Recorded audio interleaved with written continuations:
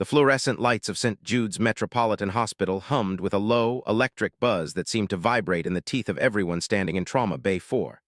It was a sound Alina Vance had learned to ignore over the last 3 years, just as she had learned to ignore the sideways glances, the clipped tones, and the subtle, grinding weight of being underestimated. She stood near the foot of the gurney, her hands clasped loosely in front of her scrub top, her posture rigid but unobtrusive. To the casual observer, she was part of the furniture, a quiet nurse, efficient enough to keep her job but invisible enough to be overlooked. Her name tag, slightly crooked, read *E, Vance, RN*. It did not mention the decade of service that preceded this hospital, nor the call sign that had once been whispered with reverence in the darkest corners of conflict zones around the world. It did not mention that the steady, calm rhythm of her breathing was a disciplined technique, not a sign of indifference. In the center of the room, chaos was beginning to coil like a spring. The patient, a man in his late 50s with graying temples and a face pale as ash, was thrashing against the restraints. His monitors screamed a jagged, irregular rhythm that spiked and dipped with terrifying unpredictability. Dr. Marcus Thorne, the attending physician on duty, barked orders with the sharp, brittle authority of a man who believed volume equated to competence. He was young for his position, ambitious, and possessed a cruelty that he masked as high standards. He looked at Alina not as a colleague, but as an obstacle, a slow-moving piece of equipment that needed to be shoved out of the way so the real work could begin. "Get those lines in faster, Vance," Thorne shouted, not looking up from the chart he was aggressively scrolling through on his tablet. "We're losing time. If you can't handle the pressure, step out and let someone who actually knows what they're doing take over." Alina did not flinch. She did not raise her voice. She simply moved. Her hands, gloved in blue nitrile, moved with a fluid precision that belied the chaos around her. She adjusted the IV drip, checking the flow rate with a glance that lasted less than a second. She noted the slight swelling in the patient's left arm, the discoloration that suggested a compromised vein, and silently redirected the line to the right side before Thorne even noticed the issue. She said nothing. She never said anything unless it was medically critical. In this hospital, silence was her armor, and competence was her only defense. But today, the air felt different, heavy, charged with a static that made the hair on her arms stand up.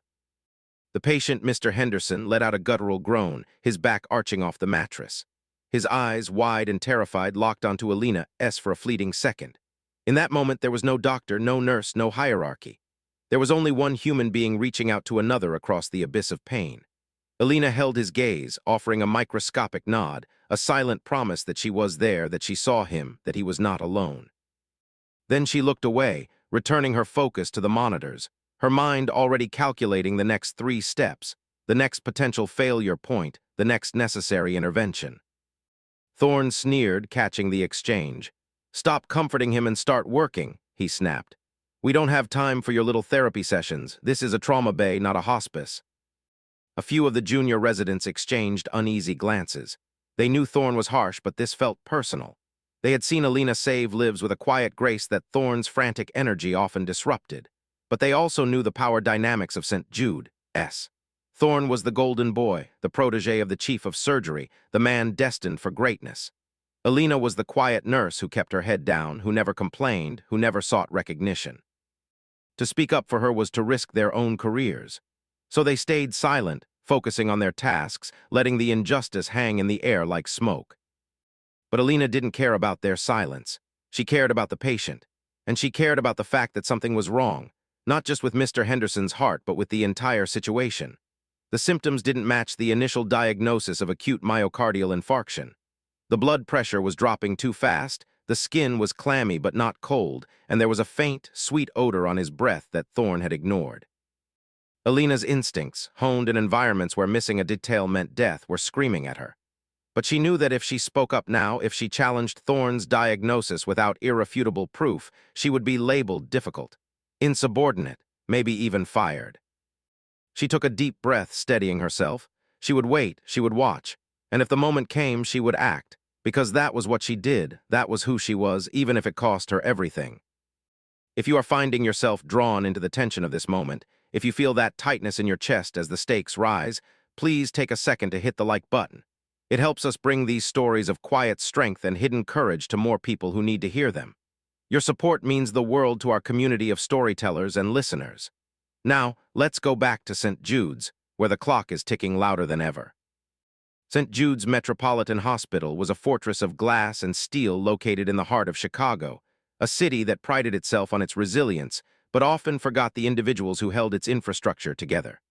The hospital was a place of miracles and tragedies, where life and death danced a daily tango in the sterile corridors. For Alina Vance, it was also a place of exile. 3 years ago, she had arrived at St. Jude's with a resume that was impressive on paper but vague in detail. She had references from prestigious institutions, but no specific details about her previous roles. She had certifications in advanced trauma life support, critical care, and emergency medicine, but she rarely spoke of how she had acquired them. To the administration, she was a safe hire, experienced, reliable, and cheap. She didn't ask for raises, she didn't demand prime shifts, she took the nights, the weekends, the holidays. She was the nurse who stayed late to help a family member understand a diagnosis, who cleaned up spills without being asked, who remembered the names of the janitorial staff and asked about their children. She was invisible in the way that essential things often are, like the air or the foundation of a building. You only notice them when they are gone. But to Dr. Marcus Thorne, she was an irritant. Thorne was a man who believed in the theater of medicine. He believed that healing was a performance and he was the star. He wore his white coat like a cape, his stethoscope like a medal. He spoke in loud, confident declarations, dominating every room he entered. He valued speed over accuracy, appearance over substance, and he hated Alina because she undermined his narrative simply by existing. She didn't need to shout to be heard. She didn't need to perform to be competent. Her silence was a mirror that reflected his own insecurities, and he despised her for it. "You're too quiet, Vance," Thorne had told her during her first week, leaning against the nurse's station with a condescending smile. "In this hospital, we need team players, people who communicate, people who engage. You're like a ghost, it's unsettling." Alina had looked at him, her expression neutral. "I prefer to listen, doctor. It helps me hear what the patients are saying." Thorne had laughed, a sharp, barking sound. "Patients don't know what they're saying. That's why we're here, to tell them what's wrong. Don't confuse your job with theirs." That interaction had set the tone for their relationship. Thorne made it his mission to highlight Alina's perceived deficiencies. He criticized her charting, even when it was flawless. He questioned her timing, even when she was early. He mocked her lack of social engagement, calling her cold and detached in staff meetings. He created a narrative around her that stuck. Alina Vance was a competent but uninspired nurse, a relic of an older, slower style of nursing that had no place in modern, high-efficiency medicine. The other staff members largely accepted this narrative. It was easier than challenging Thorne. Besides, Alina never defended herself. When Thorne insulted her, she simply nodded and continued her work. When he took credit for her ideas, she said nothing. When he blamed her for his mistakes, she accepted the reprimand without argument. It was a strategy of survival, born from a lifetime of knowing that some battles are not worth fighting, and some truths are too dangerous to speak aloud. But there were cracks in the facade, small moments that hinted at a deeper story. The way Alina's hands moved when she handled a needle, steady, precise, almost artistic. The way she scanned a room upon entering, noting exits, potential hazards, and structural weaknesses. The way she remained calm in the face of genuine crisis while others panicked. These were not the traits of a typical hospital nurse. They were the traits of someone who had operated in environments where panic meant death, and precision was the only currency that mattered. One of the senior nurses, a woman named Clara who had been at St. Jude's for 20 years, had noticed these things. Clara was wise enough to keep her observations to herself, but she watched Alina with a mixture of curiosity and respect. She had seen Alina stabilize a crashing patient with a single, well-placed comment that redirected the entire team's focus. She had seen Alina comfort a dying man with a touch that seemed to ease his passing. Clara knew that there was more to Alina Vance than met the eye, but she also knew at digging too deep might uncover secrets that neither of them was ready to face. So the status quo remained. Thorne ruled the trauma bay with an iron fist and a loud voice. Alina served in the shadows, saving lives in silence, and the hospital continued its relentless churn, oblivious to the storm that was brewing beneath its polished surface. We often overlook the quiet ones in our lives, don't we? The people who do the heavy lifting without asking for praise. If this story resonates with you, if you've ever felt unseen despite giving your all, consider subscribing to our channel. We dedicate ourselves to uncovering these hidden narratives, giving voice to the voiceless. Join us as we continue to explore the depths of human resilience. The crisis began not with a bang, but with a whisper. It started with Mr. Henderson's blood pressure dropping again despite the fluids and the medications Thorne had ordered. The monitor beeped a warning, a slow, rhythmic alert that grew faster and more urgent. Thorne frowned, tapping his tablet. "Increase the dopamine," he ordered, "and get me an EKG. Now." Alina moved to comply, but her eyes were fixed on Mr. Henderson's neck. She saw the jugular veins distending, a subtle bulge that indicated backup in the venous system. She saw the slight asymmetry in his chest rise, and she smelled that sweet, fruity odor again. It was faint, masked by the antiseptic smell of the hospital, but it was there. Ketones, acidosis. "Doctor," Alina said, her voice low but clear. "His breath smells like acetone, and his JVP is elevated. I think we're looking at more than just a cardiac event." Thorne spun around, his eyes narrowing. "Are you diagnosing now, Vance? Stick to your vitals. I'll handle the diagnosis."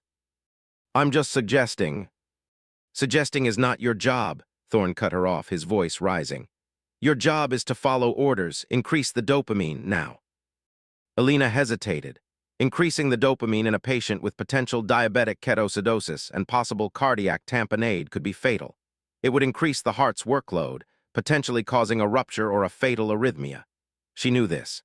She had seen it happen before in places where resources were scarce and mistakes were final. But she also knew that contradicting Thorne in front of the team would be seen as insubordination.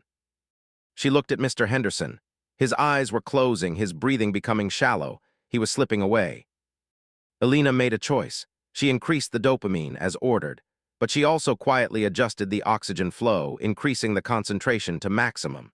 She prepared a syringe of sodium bicarbonate, hiding it in her pocket just in case. She was playing a dangerous game, balancing obedience with survival. She was buying time, hoping that Thorne would see the truth before it was too late.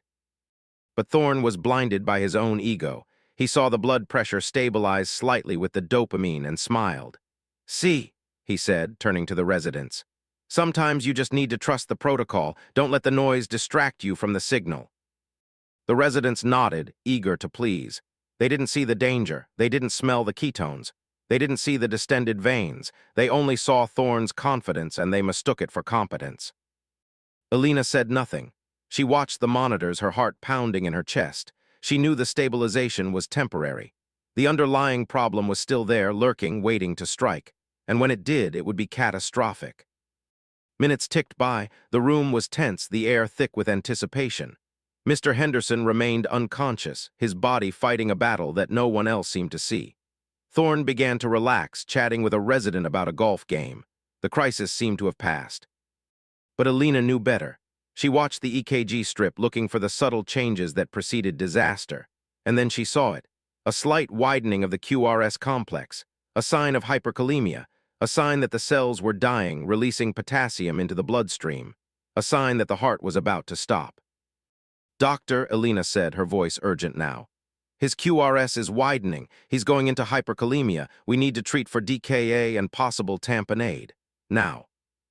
Thorne rolled his eyes. "You're seeing things, Vance. His vitals are stable. Stop trying to create a crisis where there isn't one." "It's not a crisis yet," Alina said, stepping closer to the bed. "But it will be in 30 seconds. Please, let me give him insulin and calcium gluconate, just as a precaution." Thorne laughed, a harsh, dismissive sound. "No, we stick to the plan. If he crashes, we'll deal with it then. Until then, stay in your lane." Alina looked at Mr. Henderson. She looked at the team. She looked at Thorne. And she realized that no one was going to save this man but her, and if she acted, she would lose her job.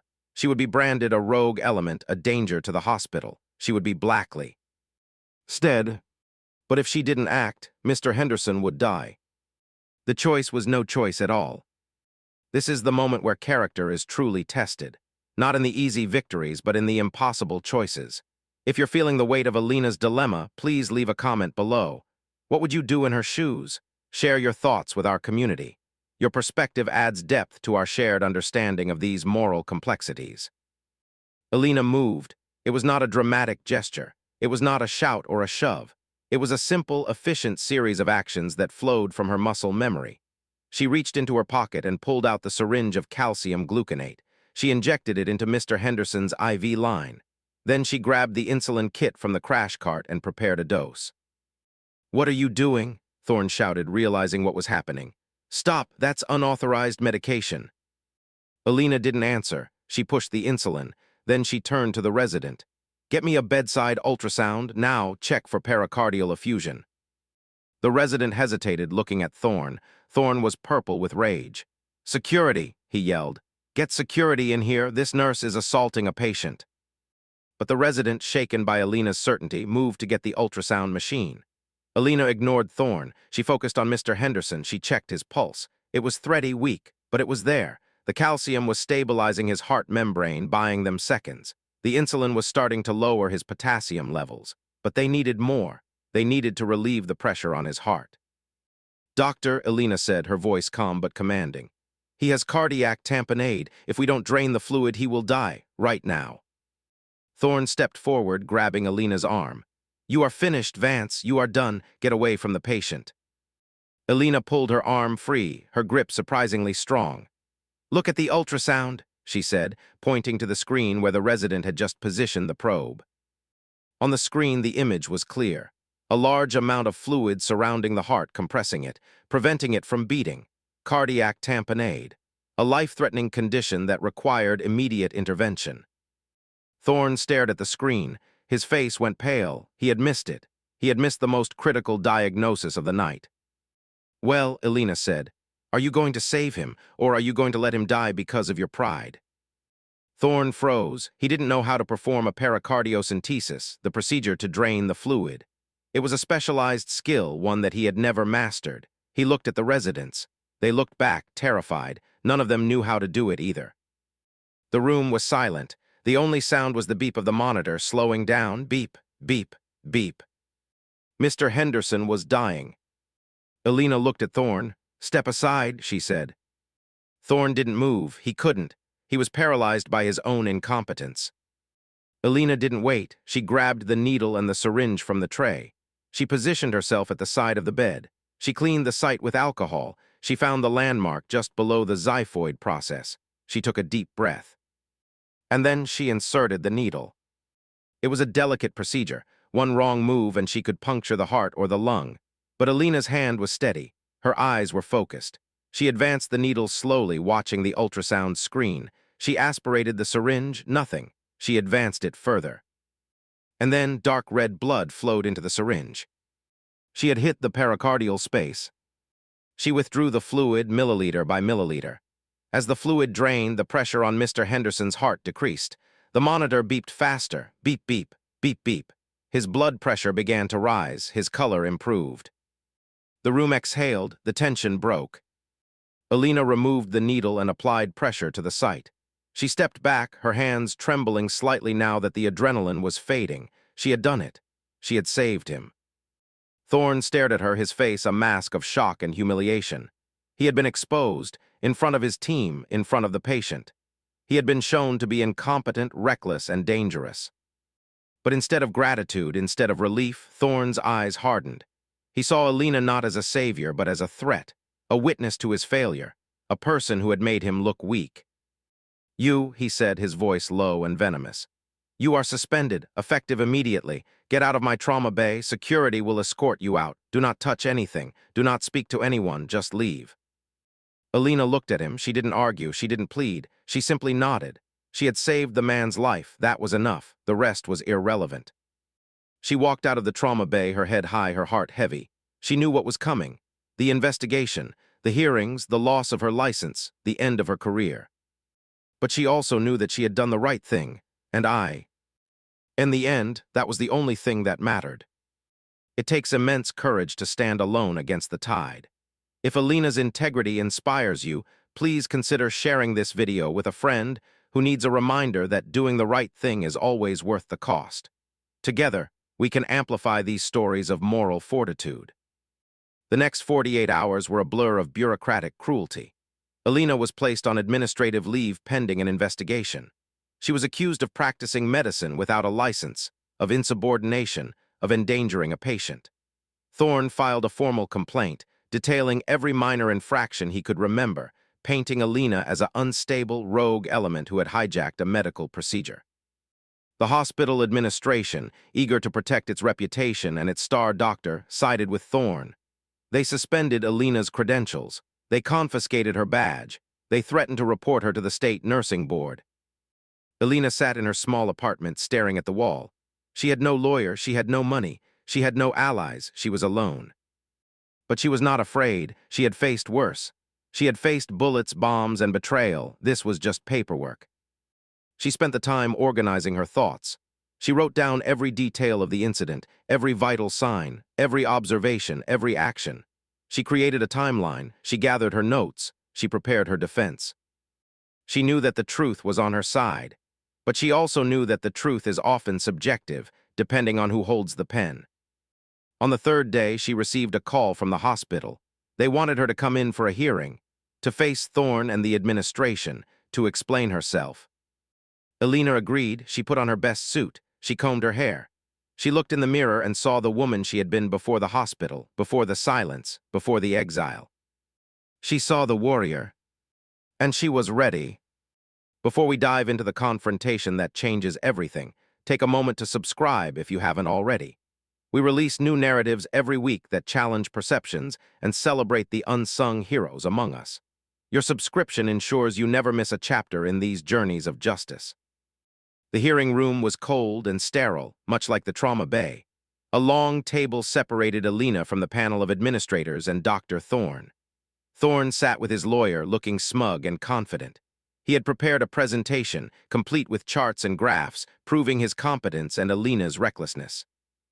The head of the hospital, a woman named Dr. Sterling, presided over the hearing. She was a tough, pragmatic woman who valued order above all else. She looked at Alina with disinterest. "Ms. Vance," she said, "you are here to answer for your actions on April 12th. Dr. Thorne has accused you of gross misconduct. How do you plead?" Alina stood up. She did not look at Thorne. She looked at Dr. Sterling. "I plead guilty to saving a life," she said. The room went silent. Thorne scoffed. "This is a joke," he said. "She admits to practicing medicine without authorization." "I admit to intervening when a patient was dying," Alina said, her voice steady. "I admit to using my training to prevent a fatal error. I admit to choosing life over protocol." Dr. Sterling frowned. "Protocol exists for a reason, Ms. Vance. It ensures safety, consistency. You bypass the chain of command. You undermine the attending physician. That is unacceptable." "Is it?" Alina asked. "Or is it unacceptable only when the attending physician is wrong?" Thorne slammed his hand on the table. "I was not wrong. The patient was stable." "The patient was in cardiac tamponade," Alina said, pulling out her notes. "Here are the vital signs. Here is the ultrasound image. Here is the timeline. If I had not intervened, Mr. Henderson would be dead. Is that the outcome you want, Dr. Sterling? A dead patient because of protocol?" Dr. Sterling looked at the notes. She looked at Thorne. She looked at Alina. She was trapped. If she punished Alina, she was punishing the person who saved the patient. If she let Alina go, she was admitting that her star doctor had failed. It was a political nightmare. "We will need time to review this," Dr. Sterling said, closing the folder. "Ms. Vance, you remain suspended. Do not return to the hospital until further notice." Alina nodded. She had expected this. It was not over, not yet. As she left the room, she felt a presence behind her. She turned to see Thorne standing in the doorway, his face twisted in a sneer. "You think you've won?" he whispered. "You're nothing, a nobody. I will make sure you never work in this city again." Alina looked at him. "You can try," she said, "but the truth has a way of coming out." Thorne laughed. "The truth is what I say it is." He walked away, leaving Alina alone in the corridor. But she was not alone, not really, because somewhere in the shadows of the hospital there were people who had seen what happened, people who knew the truth, and they were beginning to stir. The tension is palpable, isn't it? The injustice feels personal. If you're feeling that frustration, channel it into action. Hit the like button to show your support for Alina. Every like is a vote for integrity in a world that often rewards the opposite. 2 days later, a black SUV pulled up to the entrance of St. Jude's Hospital. It was not an ambulance. It was not a delivery truck. It was a sleek, armored vehicle with tinted windows. It stopped in the VIP parking spot, reserved for board members and dignitaries. The driver got out. He was a tall man with a shaved head and a scar running down his cheek. He wore a suit that fit too perfectly, hinting at the muscle beneath. He opened the rear door. A man stepped out. He was older, with gray hair and a face weathered by sun and wind. He wore a civilian jacket, but he carried himself with the rigid posture of a military officer. His eyes scanned the hospital entrance, assessing threats, exits, and vulnerabilities. He moved with a purpose that commanded attention. People stopped to stare. Nurses paused in their tracks. Doctors lowered their charts. There was something about this man that radiated authority, something that said he was not to be trifled with.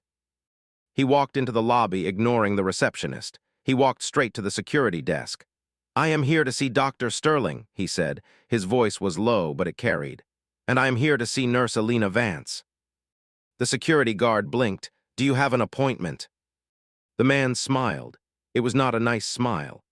"Tell her that Commander Jack Rourke is here, and tell her that if she doesn't see me in 5 minutes, I will start asking questions about the hospital's compliance with federal veteran health care regulations, and I will not stop until I find answers." The security guard paled. He picked up the phone. 5 minutes later, Dr. Sterling appeared in the lobby, accompanied by 2 administrators. She looked nervous. "Commander Rourke," she said, "what is this about?" Rourke looked at her. "Where is Alina Vance?" "She is suspended," Sterling said. "She is not allowed on the premises." Rourke's eyes narrowed. "Suspended for what?" "For insubordination," Sterling said. "For practicing medicine without authorization." Rourke laughed. It was a dry, humorless sound. "Insubordination? Alina Vance, the woman who served 3 tours in Afghanistan, the woman who received the Navy Cross for saving a platoon under fire, the woman who is one of the most decorated medics in special operations history."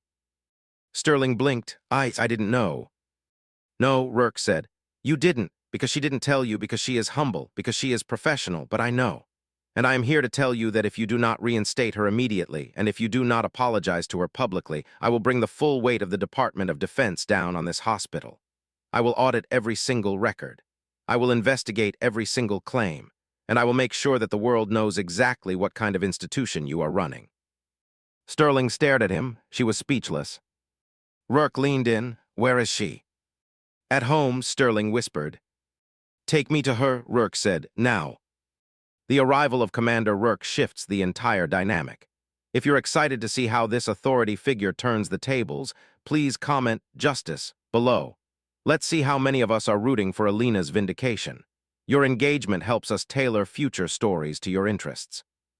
Alina was sitting on her porch, drinking tea, when she saw the black SUV pull up. She recognized the vehicle. She recognized the man who stepped out. Her heart skipped a beat.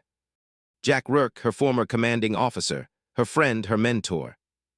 He walked up the steps, his face softening as he saw her. "Alina," he said.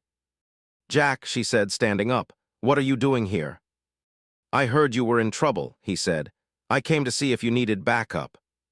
Alina smiled. "I'm fine, Jack. I can handle it." "I know you can," he said, "but you shouldn't have to, not alone." He looked at her. "Tell me what happened."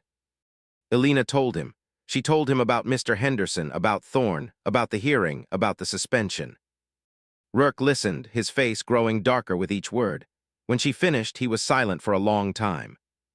"Thorne," he said finally, "that's the name." "Yes," Alina said. Rourke nodded. "He's going to regret this." "He's just a doctor, Jack," Alina said. "He's not worth the trouble." "He's not just a doctor," Rourke said. "He's a symbol of everything that's wrong with the system, arrogance, ignorance, cruelty, and he picked a fight with the wrong person." He looked at Alina. "Are you ready to go back?" Alina hesitated. "I don't know if I want to." "You don't have to," Rourke said. "But if you do, I'll be with you every step of the way." Alina Lowe oaked at him. She thought about Mr. Henderson. She thought about the other patients. She thought about the silence. "Yes," she said, "I'm ready." Rourke smiled. "Good, because I've already called Dr. Sterling. We're going back to the hospital, and we're going to finish this." The alliance between Alina and Commander Rourke is a powerful force. If you love seeing teamwork triumph over tyranny, please share this video. Spread the word about the power of standing together. Our community grows stronger with every share. When Alina and Rourke arrived at the hospital, the atmosphere had changed.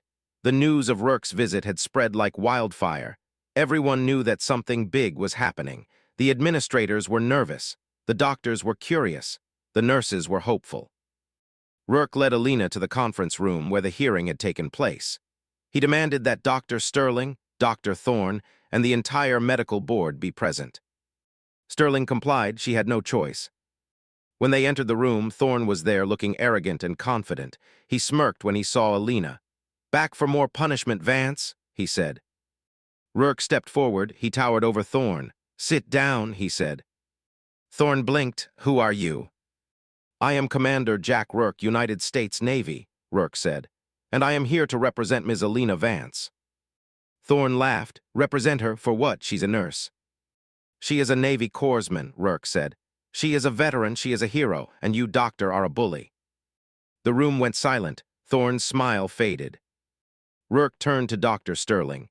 "Dr. Sterling, I have reviewed the case files, I have spoken to the witnesses, I have analyzed the medical data, and I have come to a conclusion." Sterling swallowed. "What conclusion?" "That Dr. Thorne was negligent," Rourke said. "That he endangered a patient's life, and that Ms. Vance acted with exceptional professionalism and courage." Thorne stood up. "This is outrageous. I am the attending physician." "You are a fraud," Rourke said, "and I have the proof." He pulled out a tablet. He projected an image onto the screen. It was the ultrasound image from the trauma bay, clear, undeniable. "This is cardiac tamponade," Rourke said, "a condition that requires immediate intervention. Dr. Thorne missed it. Ms. Vance did not. She saved Mr. Henderson's life, and for that you punished her." Sterling looked at the image. She looked at Thorne. She looked at Rourke. I didn't know," Sterling said. "Ignorance is not an excuse," Rourke said, "especially in medicine." He turned to Thorne. "Dr. Thorne, I am recommending that your privileges be revoked. I am recommending that you be reported to the medical board for negligence, and I am recommending that you be fired." Thorne's face went white. "You can't do that." "I can," Rourke said, "and I will unless you resign right now." Thorne looked around the room. No one supported him. The other doctors looked away. The administrators looked relieved. He slumped back into his chair, defeated. "I resigned," he whispered. Rourke nodded. "Good, now get out of my sight." Thorne stood up and walked out of the room, his head hanging low. Rourke turned to Alina. "Are you okay?" Alina nodded. Tears were streaming down her face, but they were tears of relief, of vindication. "Thank you," she said. "Don't thank me," Rourke said. "Thank yourself. You did the hard part. You stood up. You fought. You won." Witnessing the fall of the antagonist is deeply satisfying.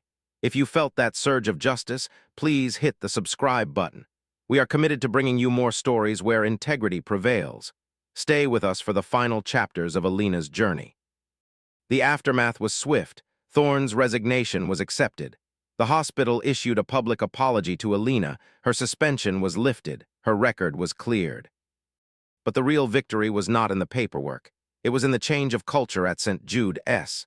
The staff began to speak up. They began to question. They began to respect each other. Alina was no longer invisible. She was a leader, a mentor, a hero. Mr. Henderson recovered fully. He came back to the hospital to thank Alina. He brought flowers. He brought his family. He hugged her. "You saved my life," he said. "Thank you." Alina smiled. "I just did my job." "No," he said. "You did more. You showed us what it means to care." Alina looked around the hospital. She saw the nurses smiling. She saw the doctors listening. She saw the patients feeling safe. She had put everything on the line, and it had cost her more than expected, but it had also given her more than she could have imagined. Respect, dignity, purpose. And that was worth everything. As we approach the end of this narrative, reflect on the theme of humility. Alina didn't seek glory, she sought to serve. If this message resonates, please leave a comment sharing a time when you chose integrity over convenience. Your stories inspire us all. Weeks turned into months. The hospital changed. Thorne was replaced by a new attending physician, a woman named Dr. Evans who valued collaboration over competition. She sought Alina's opinion. She respected her expertise. She treated her as an equal. Alina continued to work. She continued to save lives, but she was different now. She was no longer silent. She spoke up, she taught, she mentored.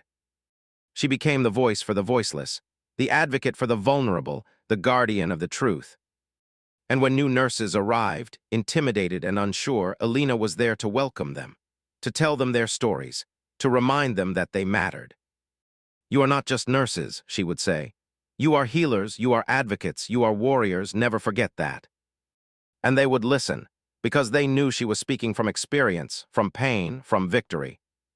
One day a young nurse asked her, "Alina, how did you stay so calm when everyone was yelling, when Thorn was attacking you?"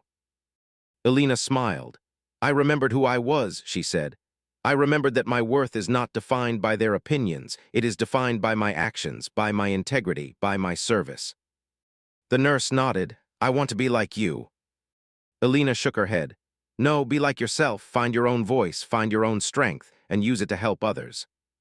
The nurse smiled. "I will." Alina watched her walk away. She felt a sense of peace. She had passed the torch. She had created a legacy. And that was the greatest victory of all. Legacy is built one act of kindness at a time. If you believe in the power of mentorship and guidance, please hit the like button. Let's celebrate the teachers and leaders who shape our future. Your support keeps these stories alive. The story of Alina Vance is not just a story about a nurse. It is a story about all of us, about the times we are underestimated, about the times we are silenced, about the times we are forced to choose between safety and truth. Alina chose truth, and in doing so, she found freedom. She found that the cost of injustice is high, but the reward of integrity is higher. She found that silence is not weakness, it is strength, it is patience, it is power. And she found that even in the darkest moments there is light, there is hope, there is justice. So the next time you are faced with a difficult choice, remember Alina. Remember her courage, remember her compassion, remember her dignity. And choose wisely. Because your actions matter, your voice matters, your life matters. We are nearing the conclusion of this emotional journey. If Alina's story has touched your heart, please consider watching our next video, linked on the screen. It explores another tale of hidden strength and unexpected vindication. Continue the experience with us. In the end, the hospital was not just a building. It was a community, a family, a place of healing. And Alina was its heart. She continued to work, she continued to serve, she continued to inspire. And though she never sought fame, she became a legend, not because of her past, but because of her present, because of her character. She was the quiet nurse who saved a life, and in doing so, she saved herself. And that is the true meaning of heroism.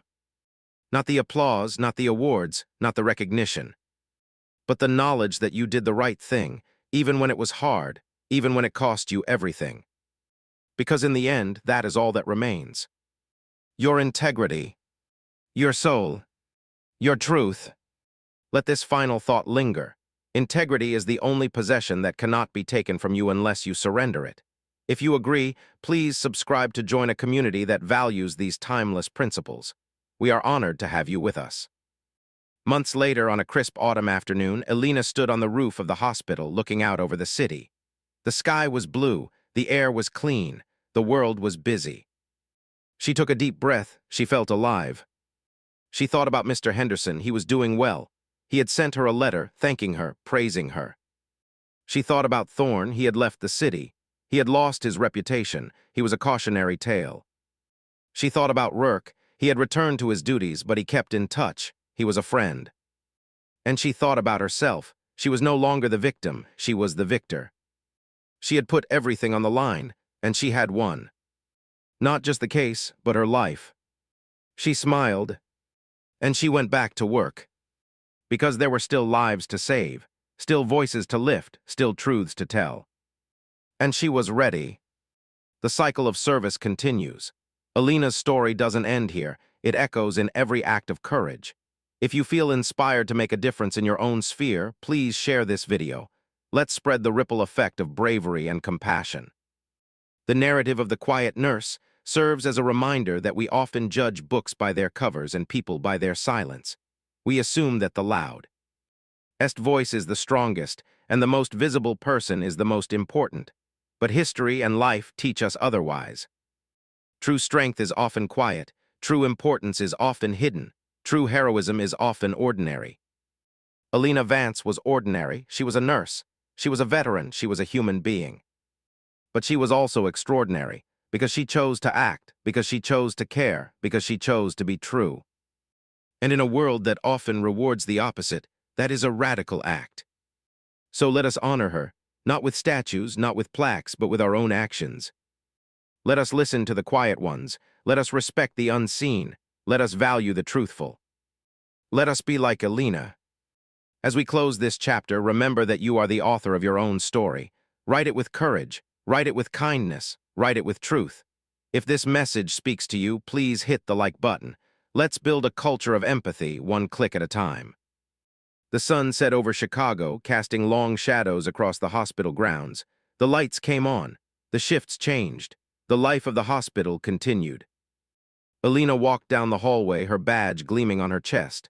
She greeted the security guard.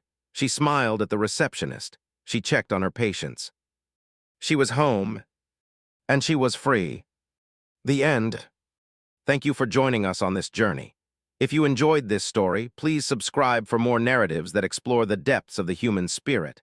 We are grateful for your time and your attention. Until next time, stay strong, stay true, and keep listening. In the quiet moments after the storm, when the adrenaline fades and the reality sets in, we often find our true selves. Alina found hers in the trauma bay, surrounded by chaos and doubt. She found it in the face of injustice. She found it in the act of saving a life. And she kept it. Because once you find your truth, you never lose it. It becomes part of you. It becomes your compass. It becomes your guide. And it leads you home. Final reflection. What is your call sign? What is the hidden strength you carry that the world may not see? Share your thoughts in the comments. Let's create a space where we can acknowledge our own inner warriors. Your vulnerability strengthens our collective resolve. The story of Alina Vance is fictional, but the themes are real. The injustice is real. The courage is real. The vindication is real. We all have an Alina inside us, waiting to be revealed, waiting to be heard, waiting to act. Let her out. Don't let the world silence you. Don't let the bullies defeat you. Don't let the fear stop you. Stand up, speak up, act up. Because you matter. And your truth matters. We appreciate your dedication to seeing this story through to its conclusion. If you haven't yet, please hit the subscribe button to ensure you're part of our growing family of storytellers. We have many more tales of resilience and redemption to share with you. The hospital hummed with its usual energy, but for Alina it was different. It was peaceful, it was purposeful, it was hers. She had earned it, and she would protect it. With every breath, with every beat, with every act of kindness. She was the code whisperer, the silent guardian, the quiet hero.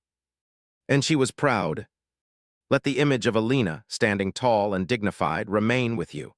If this visual of triumph over adversity inspires you, please share this video with someone who needs encouragement today.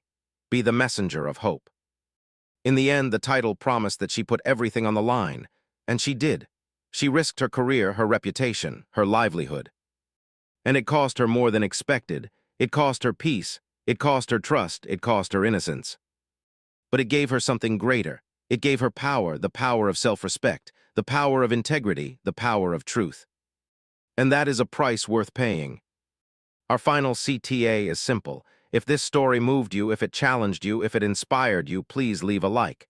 It is a small gesture, but it signals to us that these stories matter, that you matter. Thank you for being part of this journey.